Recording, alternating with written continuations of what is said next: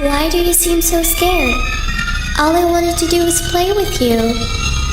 Please come and play with me. I'm so lonely. You're not afraid of the dark, are you? Don't be afraid. Come with me. I will show you where I play hide and seek. Do you want to play hide and seek?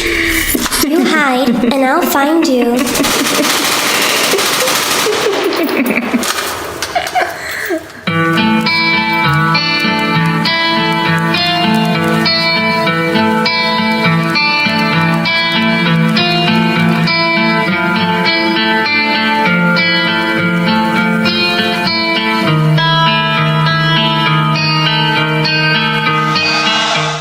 Gerald Armand Gallego was born on July 17, 1946, in Sacramento, California. There was little to boast about as far as his familial pedigree was concerned. He descended from a long line of violent criminals and sex offenders. This was true on both sides of the family tree. His father was a murderer who died by execution in 1955. His mother had been a prostitute in the 1950s. Gerald's criminal career started early. Beginning at age 6, he ran away, committed sex offenses, and committed burglary. At the age of 12, he was placed on probation for burglary. Later that year, he was charged with committing lewd and lascivious acts with a 6-year-old girl. This offense landed him in juvenile hall. He was paroled in July 1961, but he was arrested in less than a year along with his half-brother David Hunt. They were charged with armed robbery and were sent to another juvenile correctional facility. Gerald escaped, but later turned himself in. He was paroled in 1963.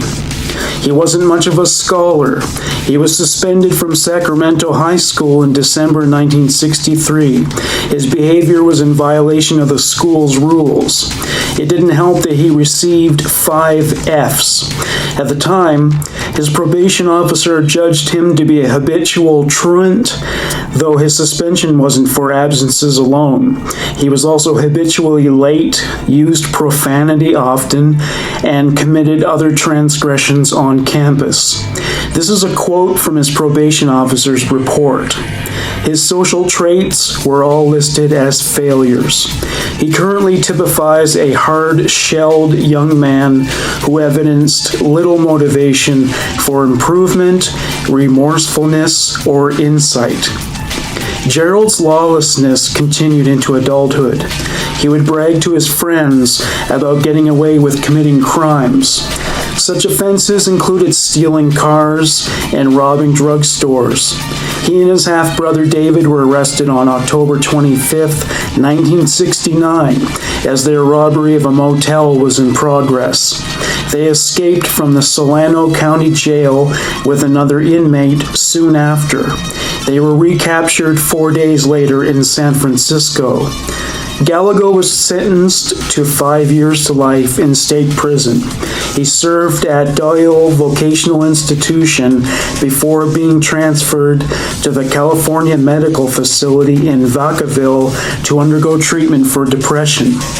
By the time he met Charlene Williams, he had been arrested 23 times.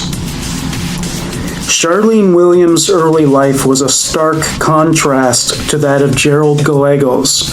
It was a charmed life. She was born on October 19, 1956, in Stockton, California, a quiet rural community. She was the only child of her parents, and they doted on her. She wanted for nothing. Her father, Charles, was a top executive for a franchise of supermarkets. His wife, Mercedes, sold cosmetics to supplement the family's income. At one point, they elevated themselves to the upper middle class and moved to the Arden Park district of Sacramento. Charlene was remembered from her childhood as being aloof and shy. She committed no crimes of any kind. Nobody who knew her would have foreseen a future in crime. She had a very high IQ and was placed in a class for gifted students. As a child, she was a talented violin player, and the possibility of attending the Juilliard School of Music was not ruled out. She came out of her shell and became a leader among her classmates. She participated in extracurricular activities with gusto. A change came over Charlene in high school, however. She developed an appetite for sex, drugs, and alcohol. She rebelled in other ways, and her status as a high achiever was curtailed. Most unexpected was the decline in her grade point average. She nearly didn't graduate. The one thing she had going for her was that she was her father's jewel. He would do anything to please her. After she graduated from high school, he bought her a 1977 Oldsmobile Cutlass. He put her up in an apartment, all expenses paid. He even paid for new clothes. When she started a retail business called the Dingaling Shop, which sold various knickknacks, he invested $15,000 in it.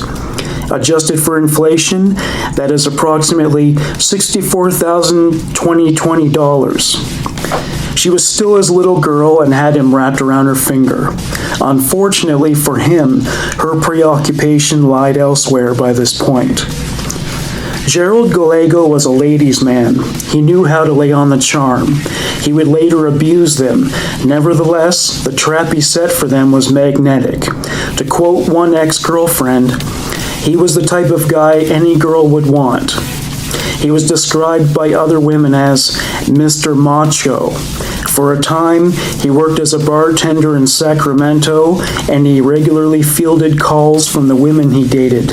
He would rate one the, quote, #1 girl, and another the, quote, #2 girl, and so on. To quote one individual specimen from his wife collection, he's not good looking, but he sure can make a woman feel like a woman. He has that type of magnetism. Another of his ex-wives described his dark side. She characterized him as a perverted psychosexual maniac. She detailed the experience of having sex with him, saying it was like being in bed with a rabid Tasmanian devil. She said the only sex acts that appealed to him were sodomy, fellatio, and cunnilingus, with those being listed sequentially. All his wives were battered. He also abused them emotionally and financially. His first marriage occurred in 1963. He was 16 years old and the bride was 21.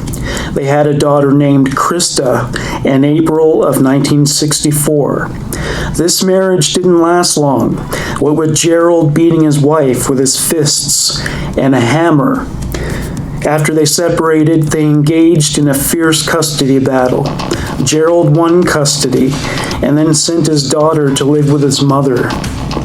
He married for the second time on July 12, 1966. The bride was 24 years old. She left him after 26 days. To quote his ex-wife, "He chased me all over the house that day with a knife. I locked myself in the bathroom, and he finally calmed down. I was going to leave then, and he wouldn't let me out of the house." Gerald's third wife found her memories of their marriage difficult to discuss. They married on October 14, 1967. She said, "I've blocked all that out for years. It's such a horrible memory. He kept beating me. I couldn't take it. He became very cruel." That marriage lasted a month. Gerald married for the fourth time in March 1969 in Reno. The bride's name was Harriet. She was 19 years old. This marriage didn't last a month. She was already pregnant. Her father commented on Gerald's track record as a husband to his daughter. He was a Jekyll and Hyde. He was such a nice boy when he was coming to the house. Then they got married. 19 days later, I wanted to kill him. Harriet's daughter was kept in the dark about her paternity. Gerald took another trip down the aisle on October 5th, 1974. His wife was 19. Krista was the ring bearer. She was introduced to the minister as his sister. Gerald was on parole at this point. He persuaded his parole agent that he was reformed. The agent recommended that Gerald be released from parole. In a report dated December 5th, 1975, he wrote, "It is the feeling of this agent that he could be discharged from further parole supervision without a significant risk to the community." If only the agent could have known how off base his assessment was. Gerald was formally released from parole on December 12th. He separated from his fifth wife in August 1977. Charlene married as well. On her 18th birthday, she married a 19-year-old soldier named Rick. The next day, he reported for duty in Germany. The marriage was annulled soon after, when his parents petitioned for it to be terminated.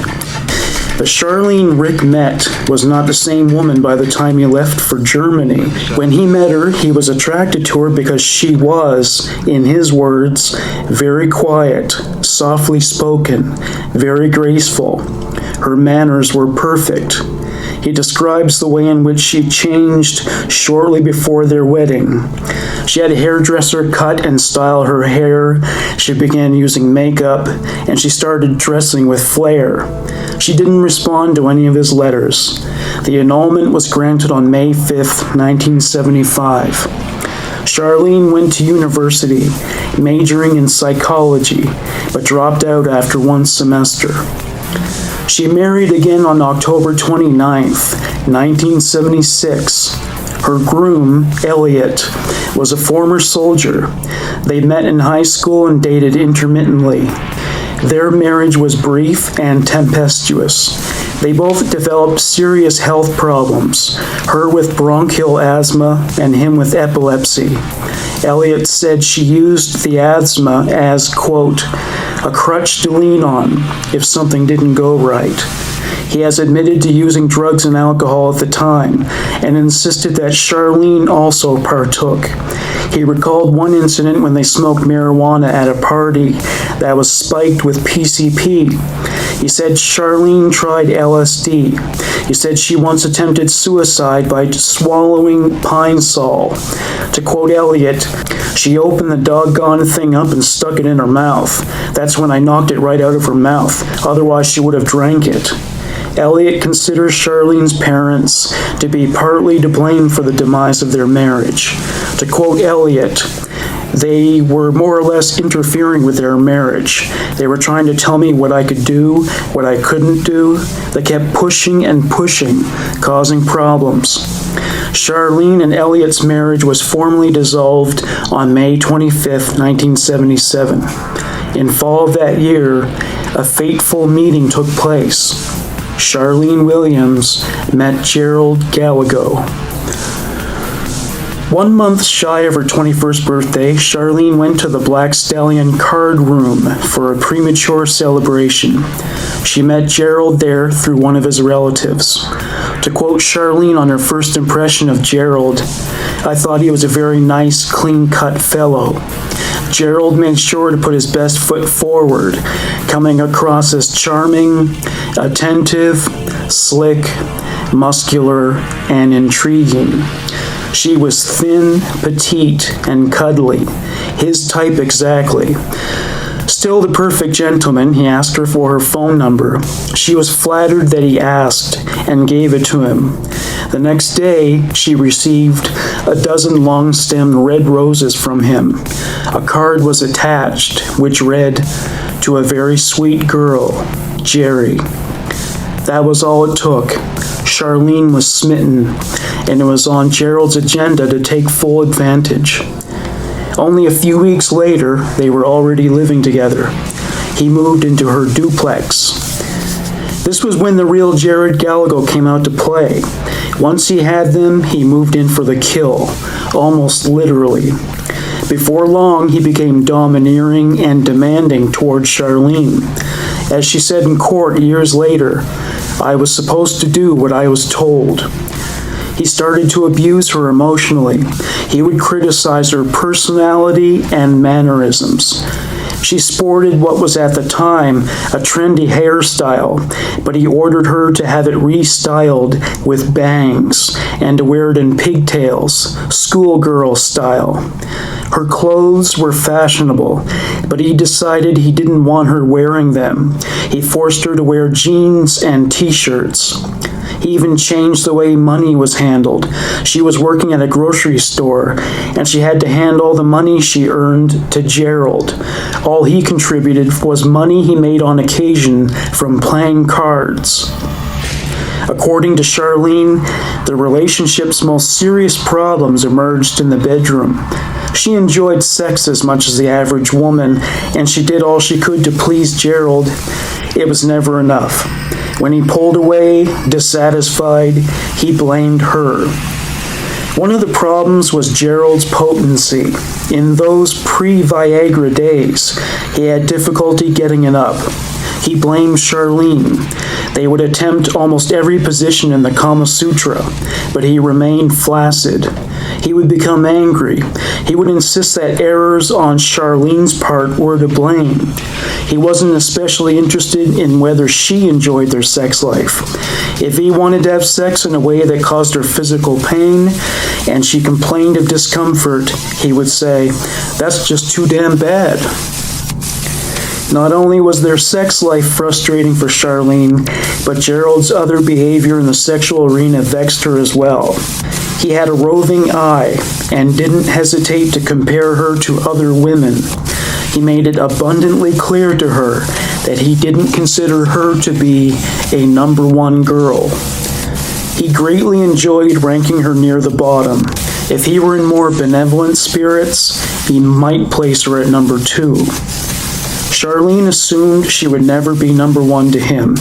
She didn't see herself becoming his ideal, what he would refer to as the girl with heart. Nevertheless, she remained committed to pleasing him. She was still very much in love with him.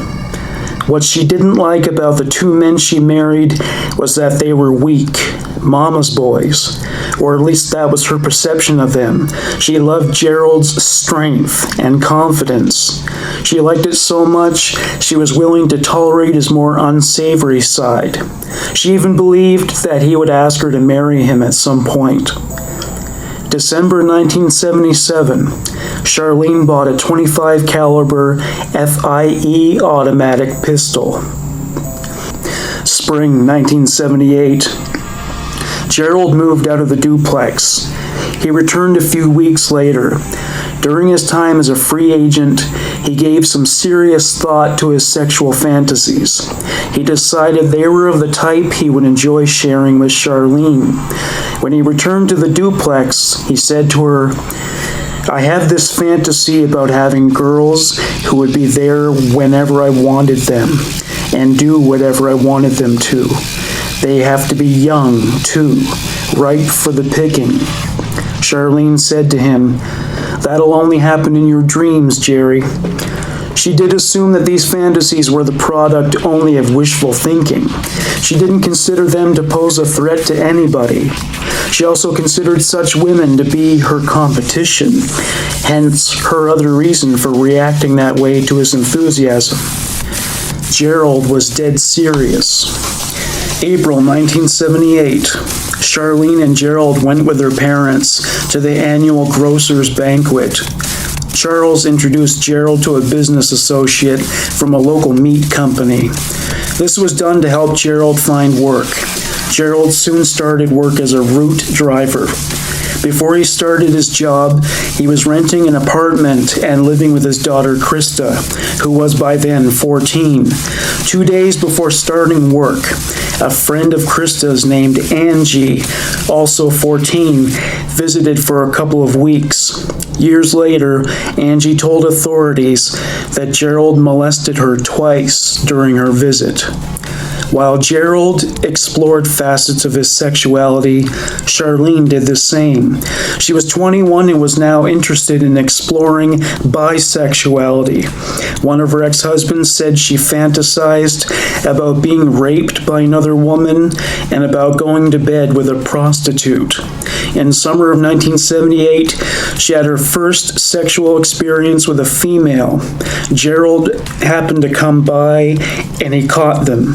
The girl was 17. Charlene argued that it just happened, that it just got out of control.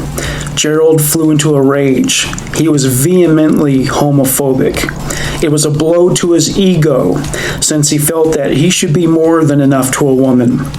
It was hard to sell a woman on that idea while he was impotent. He assaulted both Charlene and her lover, and called them both profane names. He kicked the girl out and continued to batter Charlene. July 17th, 1978, Gerald's 32nd birthday. He celebrated by sodomizing his daughter. Years later, she testified against him, saying that he molested her since she was 6 years old. She said Charlene had been present in the house during a few such incidents. Even this was not enough to satisfy Gerald's deviant sexual pathology. Charlene got pregnant the same month. Gerald was not pleased. He had plans, and a child would only derail them.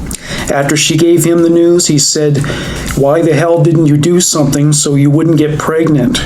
She said, "It's not my fault, Jerry." He said, "Well, it sure as hell isn't mine." His record as a parent was checkered with sexual abuse and prolonged absences. He couldn't bear to take on another. He wasn't doing so well at work either. His job was in jeopardy at that time. To quote his boss, he couldn't hack it. He couldn't do the job. He was really inadequate. Feeling pressured, he quit his job in August. 2 weeks later, Krista moved back in with Gerald's mother. September 11th, 1978. Gerald Gallego's sex slave fantasy became harder and harder for him to suppress. This he could do no longer. On this day, he decided to bring his fantasies to life. Molesting his daughter on a regular basis throughout the summer was not enough to cure him of his lust. His desires were becoming bizarre, darker, and violent. He woke Charlene. She was 2 months pregnant and nauseous with morning sickness. She felt especially sick that day. He didn't care. The way he saw it, that was her problem. He ordered her to get up immediately because he had an agenda for that day, and he was not about to allow her to throw a monkey wrench in his plans. She got up and got dressed, as she was told. She recounted that Gerald had a funny look on his face while he sat at the kitchen table. He was loading a pistol, the one she purchased as a gift for him in December. Charlene didn't believe he would actually harm someone with the gun. She assumed he would wave it around as a scare tactic to instill fear in someone. She knew he had a tendency to become crazy and violent when he didn't get his way, but she didn't think he was capable of murder. She ate her breakfast as she listened to Gerald. He laid out his plans to find some girls who would become indentured into sex slavery and assist him as he fleshed out his deviant fantasies. She felt weird about cooperating with this operation, but she also wanted to please him. She still loved Gerald Gallego as much as ever. Despite her initial reservations, she agreed to help him. And they were off. They took off in a van that was owned by Charlene. It was roomy in the back. Gerald and Charlene occasionally had sex in the back. It was what was known comically decades later as a 70s date rape van, complete with a nature scene painted on the side. They drove around town looking for prey. They wound up at the Country Club Plaza shopping center. Gerald drove through the parking lot while giving Charlene more instructions. He told her to search for girls girls that struck her as sweet and nubile.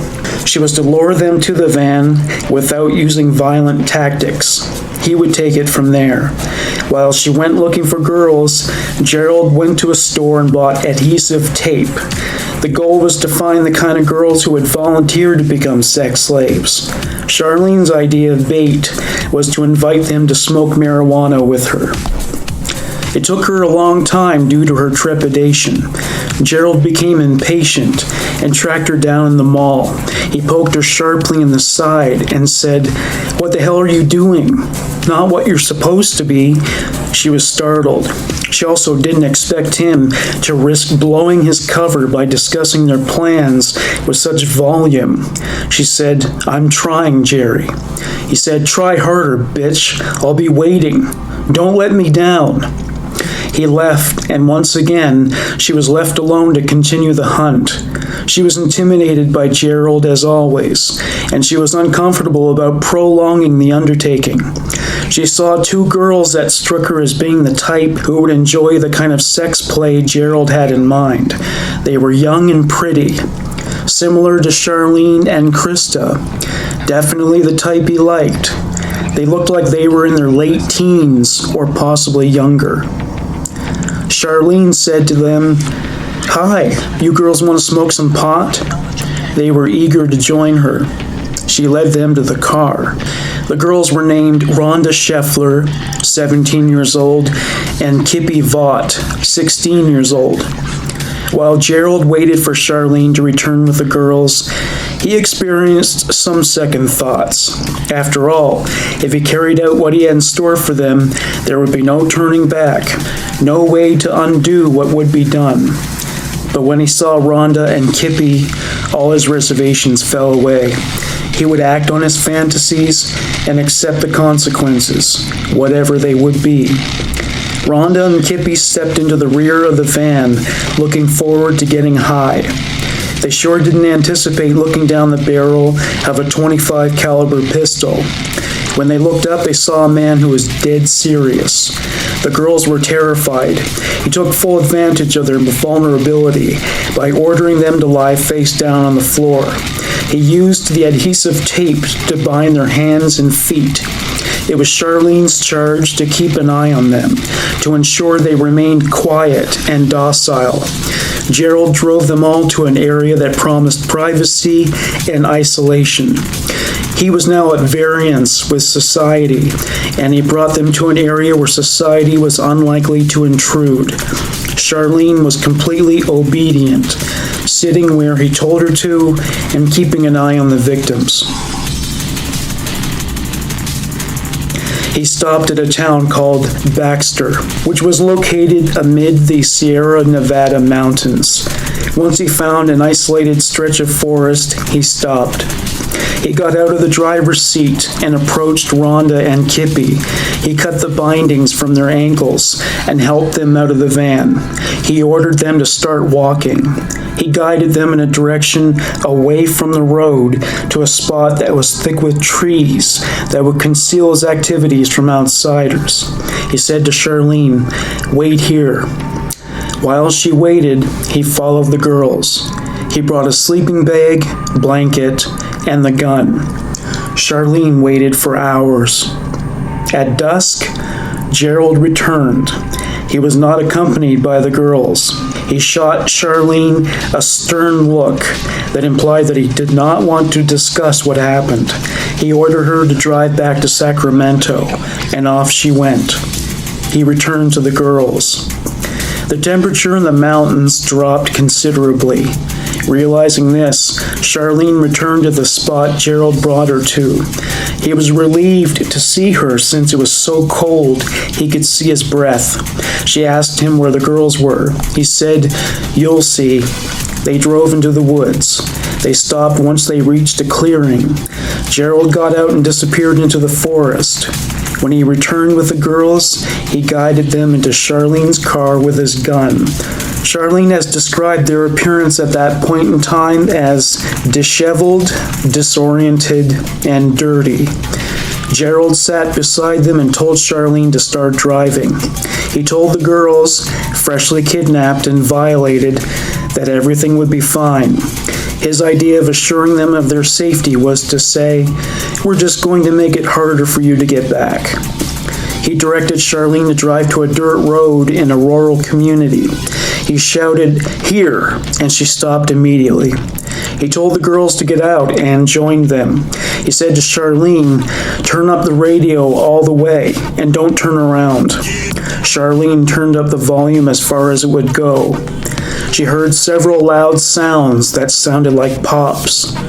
A few seconds later, Gerald returned to the driver's side window. He got in, ordering Charlene to move over to the passenger side. His breathing was erratic. Neither one of them could speak. Gerald broke the silence. "Damn it, one of those bitches is still wriggling." Gerald got out and Charlene heard more popping sounds. When Gerald got back in the car, he was in a more contented frame of mind. He said, with a grin, "No more wriggling." Charlene sighed. The gravity of the situation hit her. He was now a murderer. September 12, 1978, two farm workers found the bodies of two females. They were lying in clumps of dead grass. They were positively identified as Rhonda Martin Scheffler and Kippy Vaught. The following are details from the coroner's report. Both girls were raped. They were bludgeoned. They were then shot to death. Two young women claim that they saw the girls disappear into the red Pontiac Firebird of an African-American male. A similar male fitting that description was alleged to have been an accomplice. Racism and a rash decision to lay charges without concrete evidence left them at a disadvantage. The real evidence was dumped by Gerald and Charlene. They put the gun in one of the victims' purses and loaded the other with rocks. Gerald threw them both into a river. At one point, Gerald removed a tire iron from his trunk. He used it to bludgeon both girls. One end of it was stained with blood. He held the bloody end to Charlene's face and grinned. He said, "You want to touch it? Go ahead, it's dry." She wasn't interested. She said, "That's not even funny, Jerry. Why don't you just get rid of the damn thing?"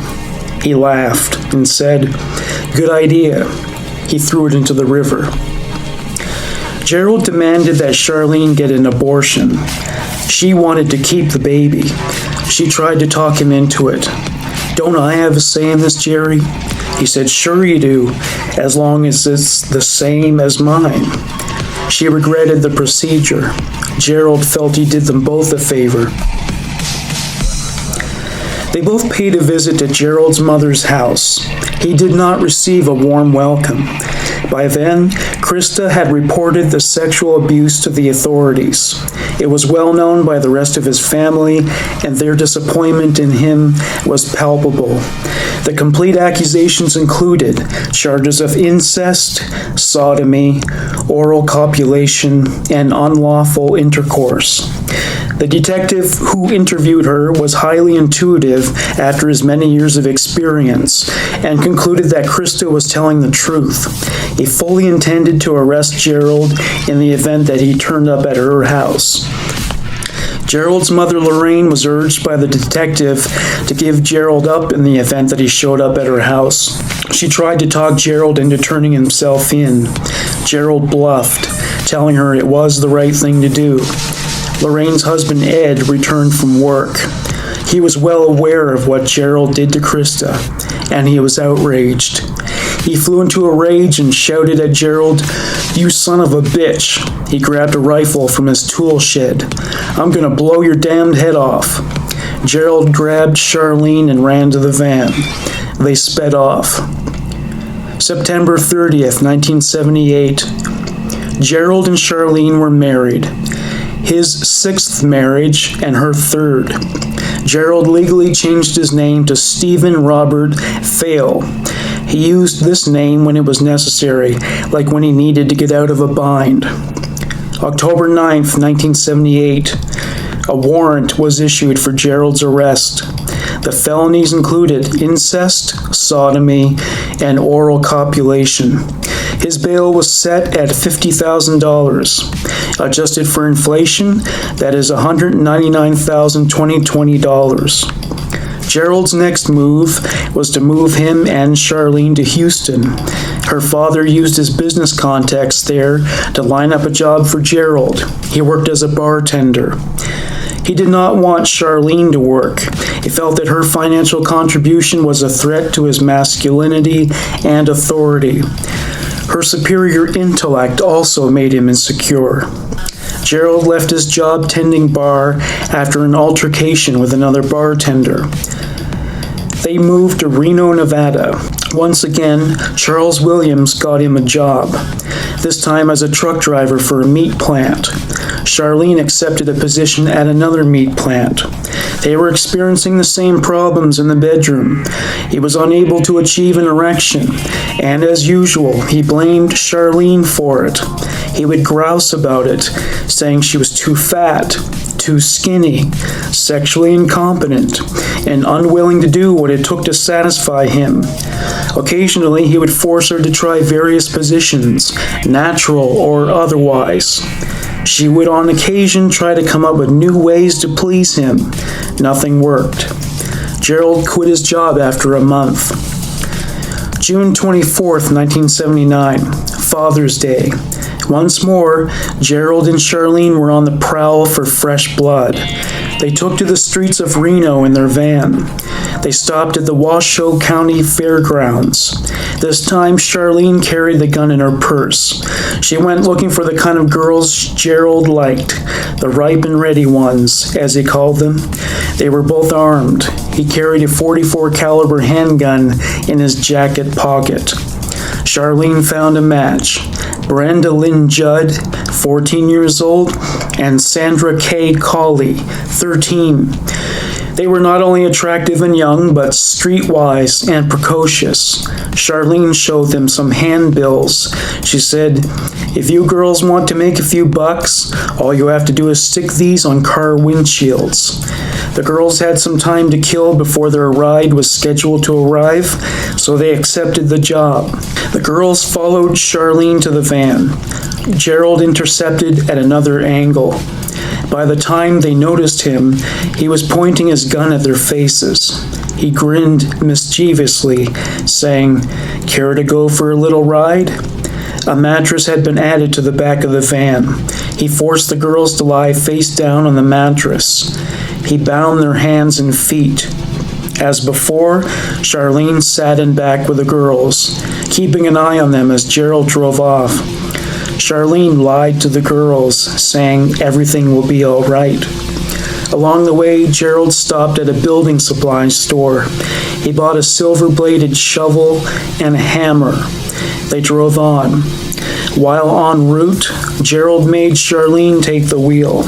It was the first time he fleshed out his fantasies with her present. He ordered the girls to remove their clothes. When Charlene took a peek into the rearview mirror, she saw the girls undressing. Gerald and the girls ducked down out of view. Day turned to dusk as Gerald violated and abused the girls. Charlene could hear them crying, moaning, and breathing heavily. Similar sounds came from Gerald. At one point, Charlene was speeding. Gerald barked at her, "Slow this damn thing down." She said, lifting her foot from the accelerator, "Sorry, it's hard to keep it at 55 when there's nothing but endless road and darkness before you." Gerald took the wheel and ordered Charlene to keep watch over the girls. He said, "I hope to hell you can at least do that right." Gerald finally pulled over somewhere in the high Nevada desert. He left the van with one of the girls. He returned to the van alone. Charlene didn't hear any shots. He yelled at the other girl, "Let's go, bitch." He dragged her off to the darkened desert. A few minutes later, he returned. He took up the hammer and shovel. Charlene asked, "Are they dead?" Gerald said, "What the hell do you think?" September 1979, Charlene and Gerald returned to Sacramento. They went by the aliases Mr. and Mrs. Stephen File. Gerald worked on and off as a truck driver. Charlene frequently took advantage of the safety net her father laid out for her, and Gerald wasn't shy about encouraging her to do this. Gerald had enough disposable income around to increase his cachet of firearms. He bought a .357 Magnum, a .38 revolver, an AR-15 rifle, an over and under Derringer, and a .25 caliber handgun. He applied for and received a California driver's license as Stephen Robert Fail. The alias kept him one step ahead of the law. Shortly before Christmas that year, he got hired as a bartender. Though the club's manager was satisfied with his job performance, he was dismayed by the fact that Gerald, in his words, was quite an operator, quite a ladies' man. He often introduced Charlene as his girlfriend instead of as his wife. Both employees and patrons of the club were aware that Gerald was cheating on Charlene. A woman named Patty told investigators that he got her pregnant. He kept Patty at arm's length by telling her he was married. Patty pleased him sexually in ways that Charlene could or would not. He never had trouble getting the proverbial soldier to salute when he was with Patty. He intended to keep seeing Patty only as long as she gratified him sexually in the way he wanted. Charlene didn't object to this. His preoccupation with other women meant he would leave her alone. Sex with him became a bother to her. She could take it or leave it at that point. What she found harder to tolerate was the physical abuse to which she was more frequently subjected by him. Just about anything could set him off. She fought back from time to time, but he overpowered her by a significant margin. She couldn't bring herself to leave him.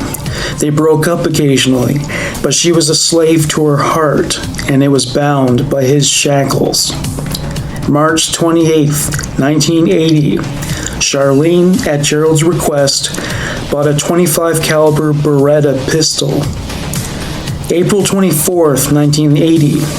Charlene was waking in the morning when Gerald got on her case, saying, "I want a girl." She knew what that meant. The corpses weren't piled highly enough for Gerald Gallego. It had been 10 months since the last abduction and murder, too long for Gerald. He demanded that she get up, saying, "The sooner we get this over with, the sooner we can both get some sleep," or whatever. There were girls to kidnap, rape, and murder, and as far as he was concerned, there wasn't a minute to spare. Charlene didn't resist. She knew that once Gerald became sexually preoccupied, he was like a freight train, unstoppable, and she knew it was safer for her to follow him than to stand in his way. He had been volatile during the previous 24 hours. During breakfast, he could barely keep himself together. He threw his food, plate and all, on the floor. Charlene walked over to it, but when she attempted to pick it up, he shouted at her, saying, "Leave it. We've got more important things to do." Before they departed, Gerald took some white macrame rope from a closet. He cut several feet of it and put it in his pocket. He was also armed with his .357 Magnum. They drove from location to location as Gerald sought the perfect sex slaves. They settled on the Sunrise Mall. This time Gerald went in the mall with Charlene. He instructed her to lure the victims with an offer to smoke marijuana with her. The mall was crawling with scantily clad young girls. He locked in on 2 teenage girls as they left a bookstore. Charlene took a good look at them. They looked 15 or 16 years old. Something about their demeanor suggested they were lost or indecisive. The girls were both 17 years old. Their names were Karen Chipman Twiggs and Stacy Ann Redican. Just as they were about to leave the mall, Charlene approached them. She said, "You girls like smoking dope?" The brunette said, "Yeah, doesn't everybody?" The blonde said, "Certainly everyone I know. You have some?" Charlene said, "Do I ever? Come with me." They passed Gerald along the way. Charlene led the two girls into the back of the van. Embarrassed, she told them, "There's no dope here." The girls looked at each other, puzzled. Suddenly, a man's voice boomed from the back of the van. It said, "You're wrong. There are two dopes here." He pointed his magnum at them. He said, "You girls are being kidnapped. As long as you do what you're told, you won't get hurt." Charlene drove. She didn't know where they would end up. Meanwhile, Gerald ordered the girls to undress. He began to violate them. As they drew near to Reno, Gerald told Charlene to pull off the interstate. They stopped at a grocery store. He tied the girls' hands behind their backs with the rope and left the van. Shortly thereafter, he returned with a hammer and cigarettes. Charlene drove off. Gerald continued raping the girls. On Gerald's orders, Charlene drove to Limerick Canyon. She parked the van. Gerald lit a lantern. He said to Charlene, "Hey, you want these girls? I think they're your type." Charlene wasn't interested. She could be an accessory to rape, but she was no rapist. She said, "Thanks, but no thanks." Gerald looked disappointed. He got out of the van. Bizarrely, he was polite to his victims at this point, despite the tortures he had just subjected them to. He said to them, "I'm just going to fix up a place for us to spend the night." They were still bound when he left them with Charlene. He left and walked into the darkness.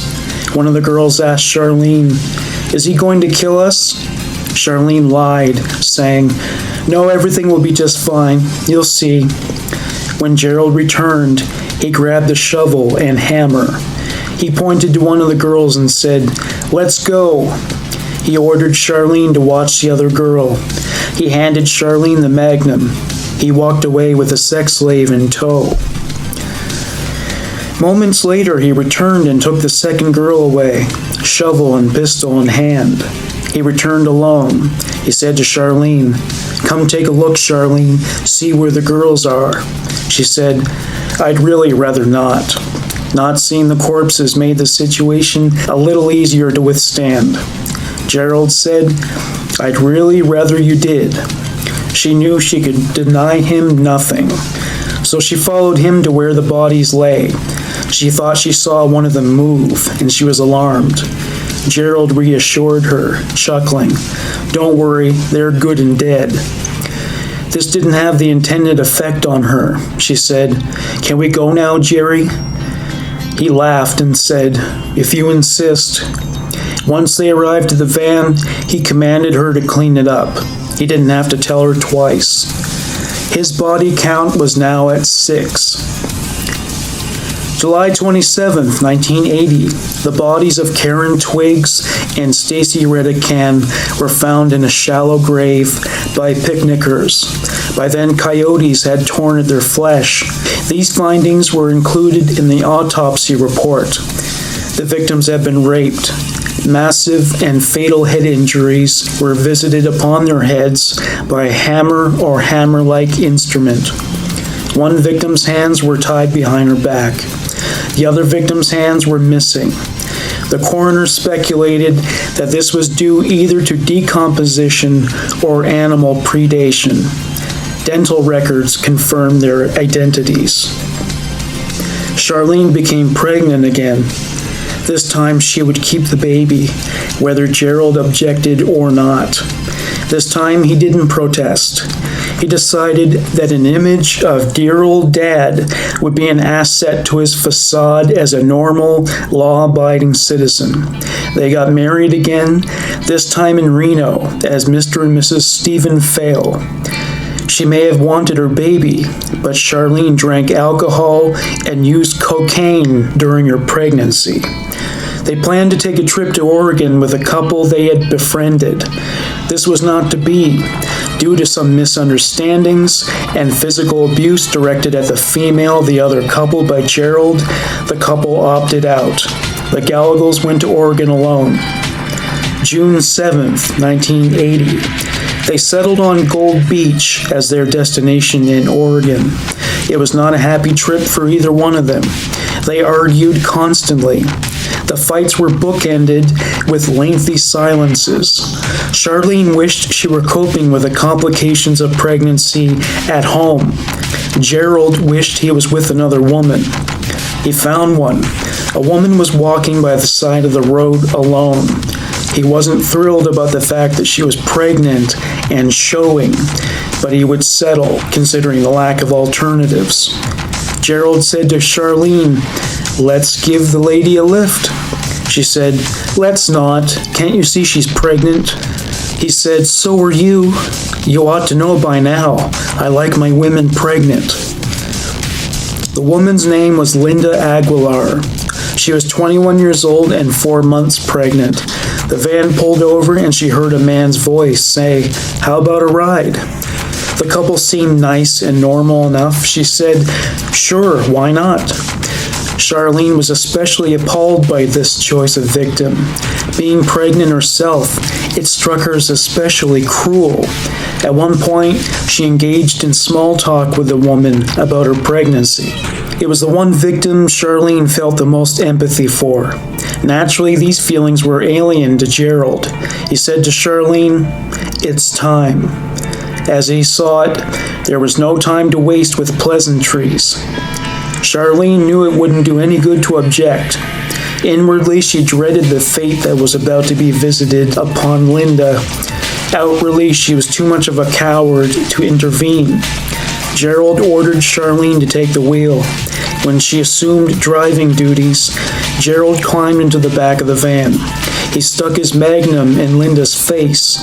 Once he got her restrained, he assumed the driver's position. He parked then in an isolated grassy area. Charlene got out of the van. Gerald said to her, "Hey, where are you going?" He was more curious than concerned. She said, "Where can I go, really?" He grinned, saying, "True." Charlene took a walk around the general vicinity of the van.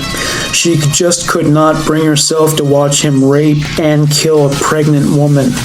That hit too close to home. She was disgusted by the whole idea. She wondered if it was punishment for getting pregnant again. Gerald got out of the van. He was sweaty, disheveled, and physically spent.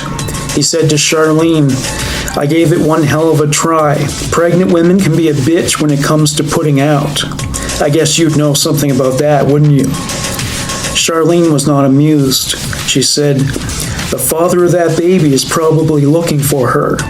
Gerald said, "Let him look. I doubt he'll ever find her."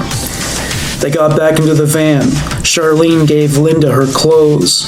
Linda was in worse shape than Gerald. She was breathing erratically. Her face was flushed. It was damp from tears. Gerald started the van and drove off. He was shouting and cursing about Linda's performance. He said she hadn't been effective at giving him an erection. He said all she did was whine like the bastard she was carrying. Charlene had shut down. She said nothing. She took a peek at the rearview mirror. Linda's hands were bound behind her back. She was whimpering and sniffling. Charlene felt like she was going to vomit. She was so upset by the situation. Gerald finally found a spot that was to his liking, and he pulled over. It was little else but sand, trees, and isolation. He grabbed his magnum and forced Linda out of the van. He lied to her, telling her that no harm would come to her. Charlene watched as he led Linda past a rock formation. They disappeared out of view. She waited for the sound of gunshots, but they never came. Gerald returned less than a half hour later. He was alone. He enjoyed himself out there. He boasted to Charlene about how he battered Linda with a rock and finished her off by strangling her. It seemed to Charlene that he expected her to be impressed by this course of action. They disposed of Linda's belongings and drove away. One stroke of good luck came to Gerald in the form of an abusive boyfriend. Linda's boyfriend Rick had been abusive and their relationship was tumultuous, so Rick became the prime suspect for the time being. June 22nd, 1980. German tourists went on a nature hike on the Oregon coast. Whatever they hoped to find, they didn't bargain on discovering the remains of Linda Aguilar. Their dogs smelled her corpse, which had been hidden behind some rocks. The body was at an advanced stage of decomposition. Linda's ID was found with her body. The following details were noted as part of the coroner's report. Linda's hands and feet were bound. She had been bludgeoned repeatedly on the head. There were cracks in her skull. There were signs of strangulation. Either of those means of execution were determined as possible causes of death. Sand was found in her mouth, throat, and lungs. The examiner concluded, based on this, that the blows to the head only left her stunned. He said that as a follow-up, the perpetrator buried her in the sand. She woke later and was unable to free herself of the bindings and the sand around her. After trying to do so frantically, she suffocated. Adding to this tragedy was that the baby, too, was beaten and buried alive. The baby was counted as a victim when charges were laid. Linda's boyfriend fled the town he lived in. He eventually returned and cooperated with the authorities. He was at a marked disadvantage. Not only did mutual friends of him and Linda come forward and give statements about the abuse to which he subjected Linda, but he failed a polygraph test. During the summer of 1980, Charlene and Gerald's relationship was more troubled than ever. They were both beset by substance abuse. Gerald was more and more bold and aggressive about realizing his sex slave fantasies, and Charlene had still not adapted to the situation. Charlene put her baby's health in jeopardy by doing cocaine and drinking heavily. It didn't help that Gerald was fired from his job. One night they were in a bar when the female bartender, Virginia Moschel, caught his eye. He drank the attractive woman in for much of the evening. It did not go unnoticed by Charlene. When they were on their way to the van, Gerald declared that he wasn't ready to leave just yet. Charlene said, "Don't be stupid, Jerry." He said, "Hey, who the hell are you calling stupid, bitch?" She said, "Let's just go home, please." Gerald said, "I'll decide where we go." When he started the van, Charlene assumed she had talked him out of it. She was wrong. Gerald parked the van near the bartender's car. Virginia had just gotten into her car. He grabbed his magnum and made his approach. Virginia Moschel was 34 years old. It was 2 a.m. and she was anxious to get home. Just as she got in the car, she heard a knock on the window. It was a man named Stephen from the bar. She rolled the window down. Suddenly there was a gun in her face. It was Gerald Gallego's 34th birthday, and he was giving himself a present. It was a brazen move, abducting a woman in such a public space, but he was drunk and overcome with lust. The freight train picked up another load. As Jerry drove the van, Virginia was tied up in back. Charlene rode shotgun. Virginia attempted to humanize herself in her captor's view by talking about her life. She felt that if she were not just seen as a disposable object that existed to be Gerald's plaything, he might let her go. Fat chance. Charlene asked him why they were headed eastward on Interstate 80. He said, "We're going home." "Don't do this to me, Jerry," she said. "Not in our home." He grinned, saying, "If that's the way you feel, the van will do just fine." In their apartment, Charlene made a beeline for the bathroom so she could vomit from her alcohol intake. Gerald remained in the van with Virginia. Charlene stayed in the apartment and watched television. Just as Charlene was falling asleep on the couch, Gerald came in and said, "I'm finished." Responding sarcastically, she said, "Do you want me to congratulate you?" "No," he said, "just get the hell up and come on." She did as she was told. From the bed in back of the van, where she had just been viciously raped, Virginia said to Gerald, "Why don't you kill me and get it over with, you bastard?" Gerald ordered Charlene to turn on the radio and crank up the volume to its maximum level. She was not to turn around. Charlene was aghast that he was actually going to execute this victim in the van. She waited for the sound of gunshots. They never came. When Gerald got in the driver's seat, she realized he had murdered Virginia with his bare hands. He said, "We've got to get rid of her." They drove to a remote area near a levee road. He dragged Virginia's nude body from the van. Her hands were bound behind her back. Her neck was so swollen that it was discolored in dark shades of black and blue. Gerald returned to the van after disposing of the corpse, and they returned home. Obedient as ever, Charlene cleaned the van when Gerald ordered her to. After a few hours of sleep, Gerald woke up and roused Charlene from sleep. He said, "Rise and shine, sleepyhead. You know what today is, don't you? It's my 34th birthday. Let's not waste 1 minute of it." October 3rd, 1980. Fishermen discovered the naked and decomposed remains of Virginia Moschel in some thick brush. Due to the advanced stage of decomposition, the cause of death was impossible to determine. Charlene and Gerald were contacted about Virginia's disappearance, since they were present at the bar that night. Though there was no hard evidence linking them to the crime, the fact that Virginia's hands were bound with a fishing line was of interest to the police. Charlene told a detective who contacted her as part of his investigation that she and Gerald had been fishing that day. They sold the van that summer to purge all evidence that might link them to their crimes. Their relationship got worse. Perpetuating a classic pattern in his marriages, he took out his frustrations on Charlene and physically abused her. It came to a head in early August. Gerald lost his temper with Charlene, with her mother nearby. At one point, Gerald grabbed Charlene by the throat. He began choking her. When Mercedes heard her daughter gasping for breath, she intervened. This did nothing to deter him. Mercedes grabbed one of the guns Gerald left on the dinner table. She pistol whipped Gerald repeatedly on the side of his head. After being struck a few times, Gerald released his grip on Charlene's throat. He backed off. Mercedes had cut a deep gash on Gerald's head, and blood was rushing down his face.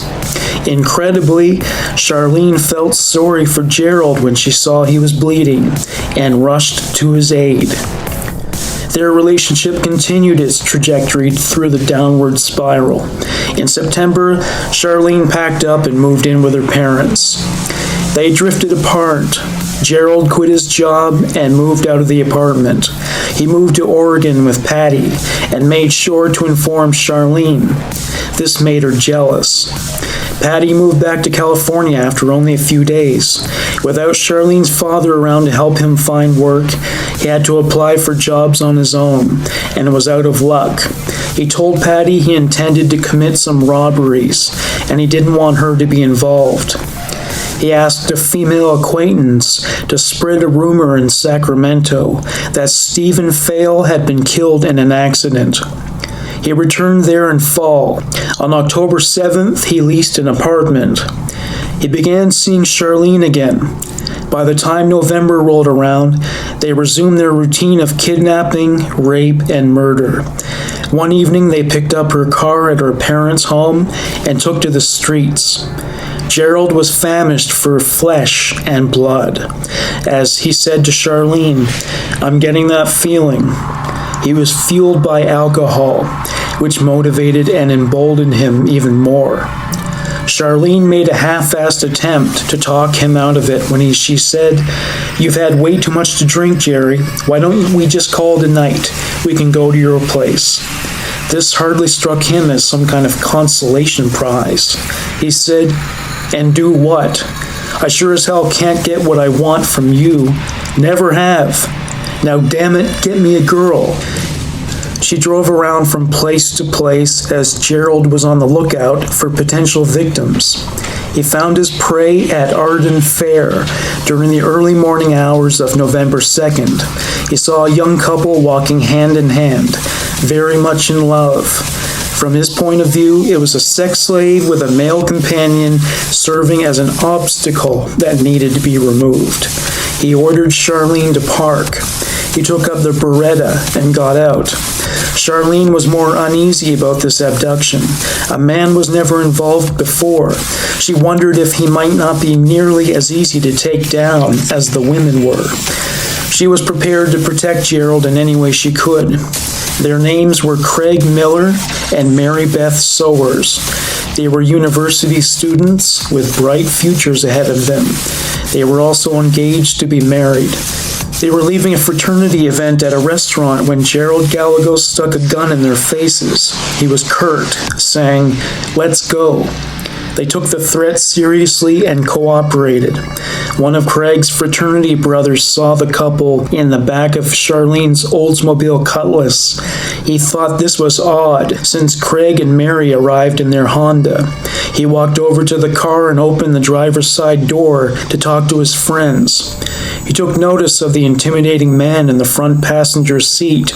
The man glared at him, but said nothing. Craig and Mary looked tense. The fraternity brother said to the couple, half joking, "Thought you two had enough partying for one night." Craig didn't laugh. He said to him, "Get the hell out of here. This is no place for you." The fraternity brother realized something was wrong, though he obviously didn't know what it was. Contemplating this, he was suddenly accosted by someone outside of the car. A petite, pregnant woman said to him, "What the hell do you think you're doing in my car?" He said, "Who are you anyway? What's going on here?" She said, "None of your damn business, you bastard. Don't ever put your filthy ass in my car again." She slapped him as hard as she could. He didn't appreciate being hit, and he told her off. She yelled and cursed at him. She got in the car and sped off. The fraternity brother took down the license plate number of the car. Charlene saw this in the rearview mirror and brought it to Gerald's attention. He said, "You think the cops will believe some stupid punk?" And the amount of common sense he had was waterlogged by alcohol, and he was more reckless than ever. He directed Charlene to go east on Interstate 50.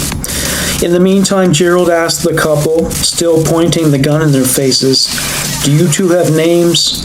The woman said, "Mary Beth Sowers." The man said, "Craig Miller."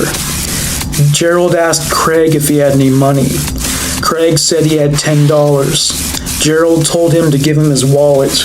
Seeing that there indeed was no more than $10, Gerald, the unemployed bartender, meat truck driver, murderer, kidnapper, and rapist, said to Mary, "What are you doing with a bum like this?"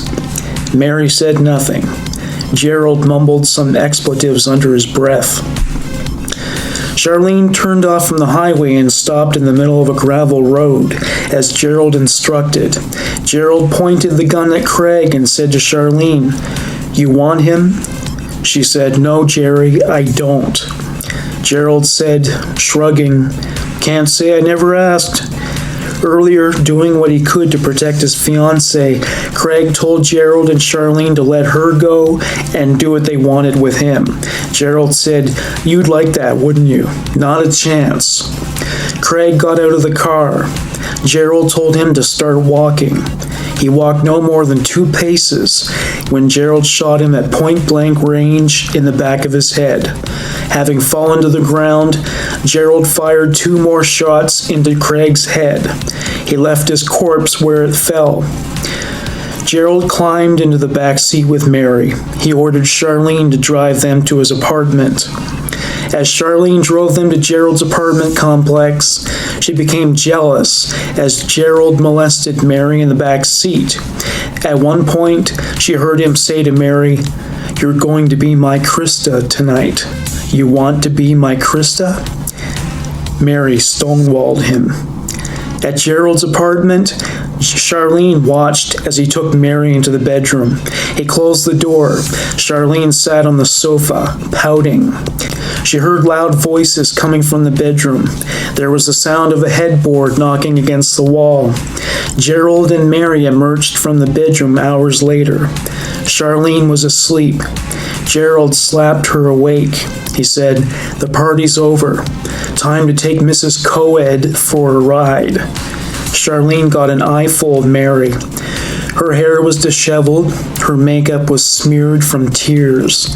She was exhausted, terrified. Charlene drove with Gerald riding shotgun and Mary in the back seat. He kept an eye on Mary with a gun in his hand. He told Charlene to take the Interstate 80 towards Reno. They diverted from I-80 near Sierra College in Placer County. They stopped at the end of an isolated road. Gerald took Mary to a pasture. Charlene waited in the car. Moments later, Charlene heard the familiar sounds of gunfire. 3 shots. When Gerald returned to the car, he was smiling. He was proud of what he saw as a job well done. After returning to his apartment, they cleaned it up to remove any trace of evidence. Craig and Mary had many friends, and they were galvanized in their search for the missing couple. The man who took down Charlene's license number gave it to the police. Detective Lee Taylor looked it up and found that it was listed as the property of one Charles Williams, Charlene's father. Charlene was indicated as the registered owner. Gerald and Charlene went to her parents' house. They entered through the back door. They ran into Mercedes. She told them the police had paid a visit. This was enough to rattle Gerald. He said, "Damn, I'd better get out of here." He said to Charlene, "Better go see what they want. Don't say anything we'll regret. I'll call later." He left. Charlene became physically ill. She vomited in the kitchen sink. Her mother assumed it was due to morning sickness. The reality of the situation was that the stress of being an accessory to Gerald's crimes was weighing heavily on her. Mercedes asked her, "What's going on, Charlene?" Charlene said, "I have no idea." Mercedes said, "They thought you might have been kidnapped." Charlene said, "I don't know why the hell you would think that. Who would want to kidnap me?" Mercedes led Charlene into the living room. Her father was sitting with 2 detectives. She was introduced to Lee Taylor and Larry Burchett. Charlene said to them, "How can I help you?" They told her that Craig and Mary were missing and that they were abducted in Charlene's car. She kept her cool and told them she knew nothing about the incident. She said she went to a movie with her boyfriend that night. They brought up her car again. She said that she and her boyfriend went to the movie in his red Triumph.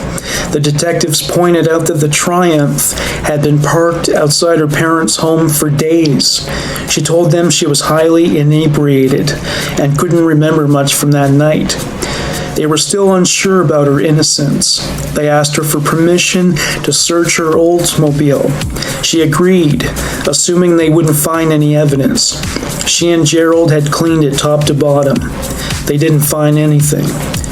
The detectives ran a search on the Triumph's license plate and found it was the property of one Stephen Fail.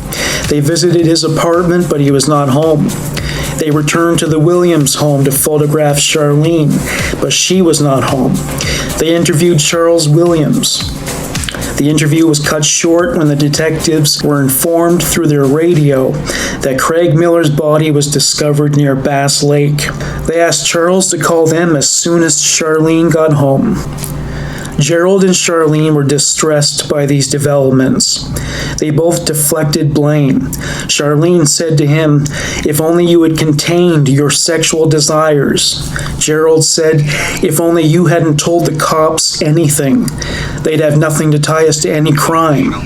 Gerald came up with the idea to drive back to the area where he left Craig's body and dispose of it in a spot where it was less likely to be discovered. They went, but the police had already removed the body. Gerald was apoplectic. "Where the hell is he?" She shouted back, "I don't know." "Are you sure it was here?" "I don't know." They saw the tracks, footprints, cigarette butts, and other signs that far more than 2 people had visited the spot in the last 24 hours.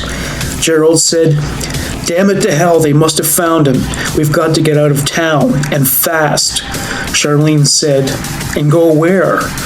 "Don't ask questions I can't answer. I need time to think, and I sure as hell can't do it here. Now let's get out of here unless you want to have that baby in prison." She decided to stay with her husband. Later that evening, she called her mother and told her she would not be joining her and her father for dinner, saying, "Jerry and I just decided to play pinball instead of coming over for dinner. Sorry, I'll call you tomorrow, and don't worry." The detectives gathered evidence as leads were trickling in. As Mary Sower's Honda was impounded, residents of El Dorado County reported hearing 3 gunshots the night of Craig's murder. On November 3rd, Charles Williams was troubled by the knowledge that Gerald got his daughter in trouble. He called the detectives and told them that Stephen Files' real name was Gerald Gallego. He told them that Gerald used the alias because of an arrest warrant that was issued in Butte County for charges of incest and other sex crimes. The detectives delved into Gerald's criminal history, which was extensive, dating all the way back to his childhood, including allegations of other sex offenses. Charlene, on the other hand, had a clean record. Nevertheless, she was now #1 suspect, along with Gerald, in the abduction and murder of Craig Miller and Mary Beth Sowers. November 3rd, 1980.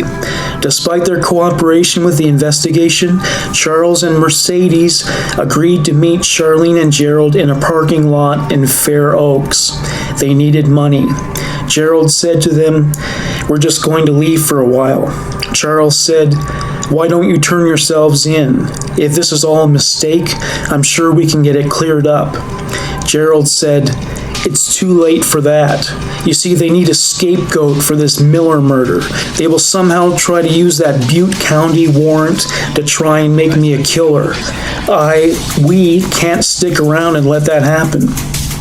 Mercedes said to Charlene, "You both don't have to go, Charlene.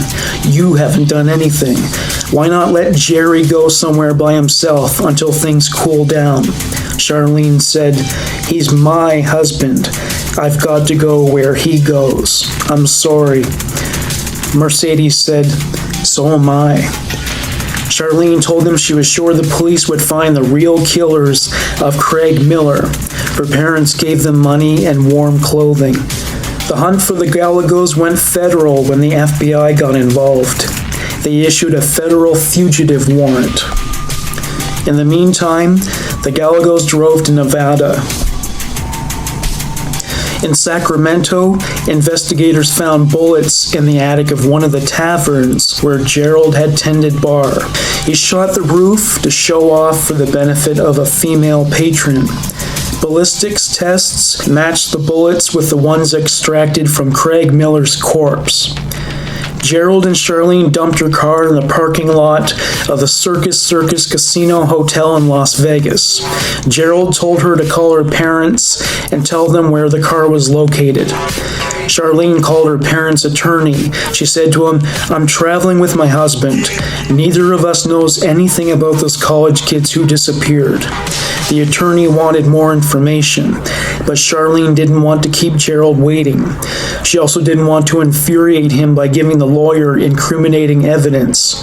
He told her they should turn themselves in 2 days later. He said he would do all he could to help. She told him she would discuss it with Gerald and call back. She didn't, and never did call the lawyer back. The Gallegos took a Greyhound bus to Salt Lake City, Utah. Once there, Gerald demanded she called her parents to send them money. He cautioned her, saying, "Just keep the call brief. You never know who might be listening."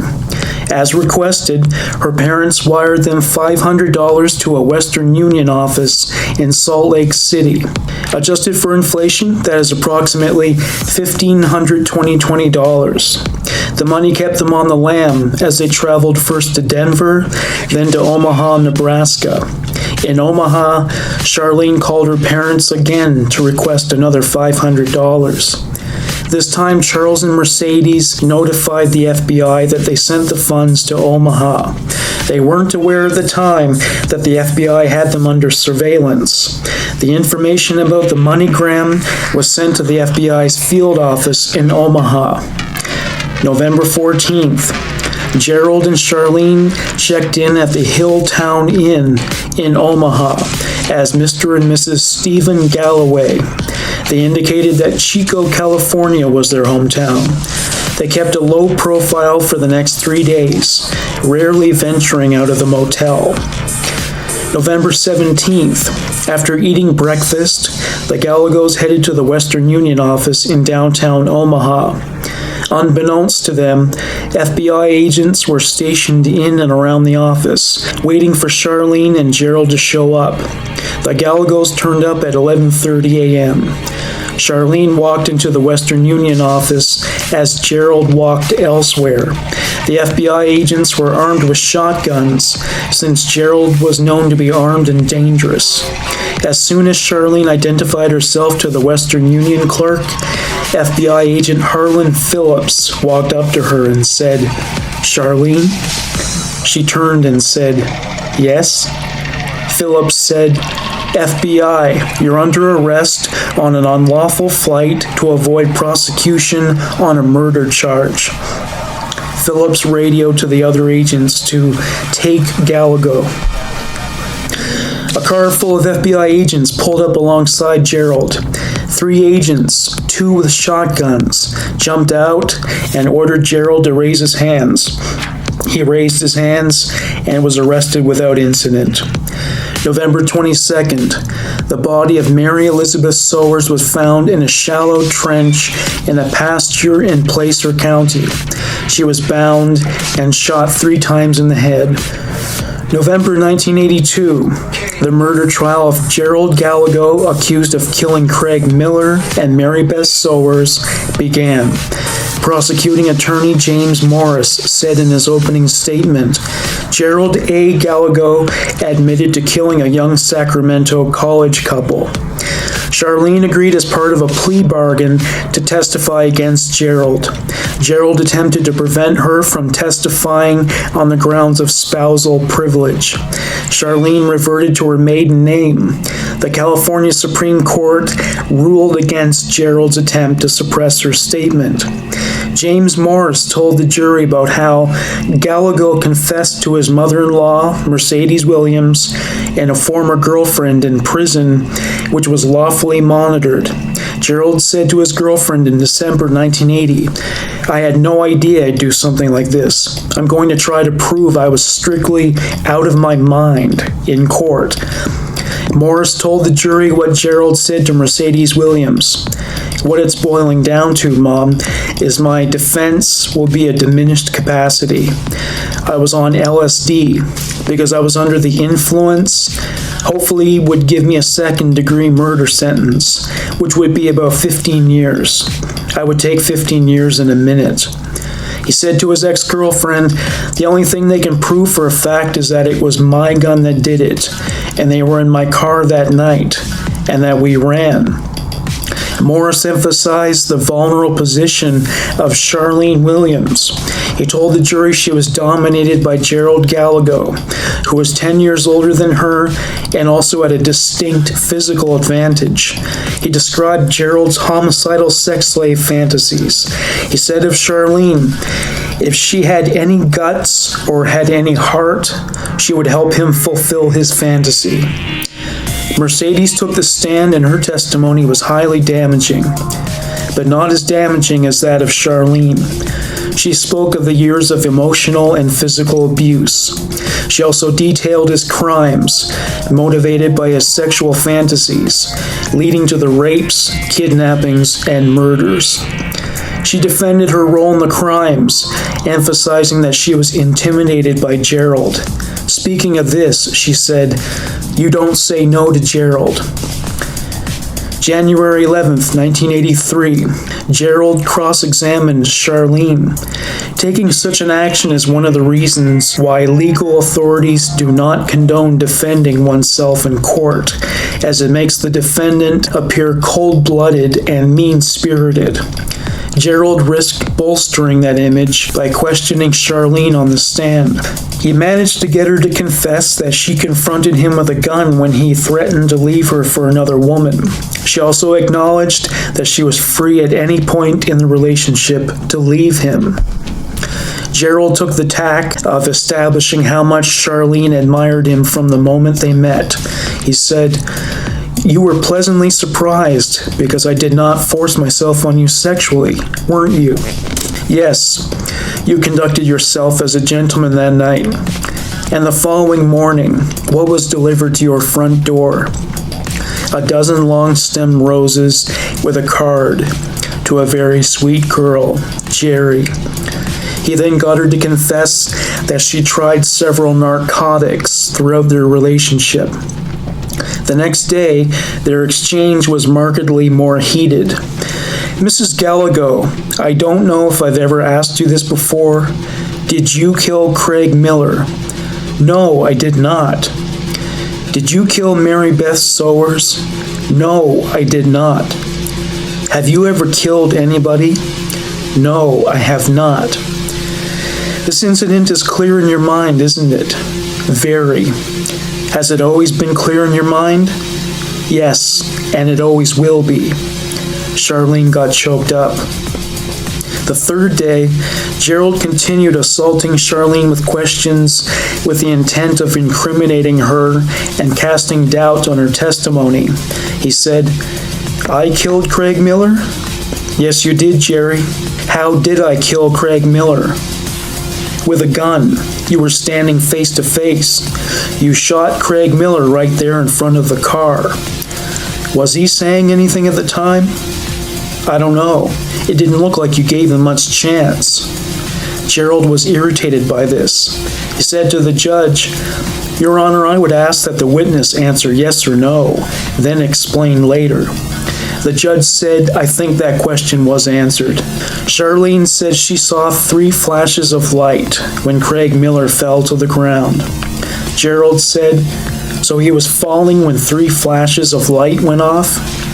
Charlene was openly weeping by this point. "Jerry, for heaven's sake!" Gallego shouted back, "If you don't think I'm going to fight for my life." The judge intervened. Later, Gerald asked Charlene if she was afraid after seeing the murder of Craig Miller. She said, "I guess it was more of a shock." Gerald said, "Weren't you afraid after the shock, or was it all a shock? What are your feelings at the time? You'd just seen me kill a man." "Jerry, I'd never seen anybody get killed before. How did you expect me to feel?" On the 5th day, Gerald got Charlene to admit to having a lesbian affair at the correctional facility where she was incarcerated at the time. The judge put a stop to this line of questioning as it was deemed irrelevant to the case. The drama played out between them began to resemble a lover's quarrel. Gerald asked her if she expected him to cover for her as the real killer. She said, "No, Jerry, I have never killed anybody in my life."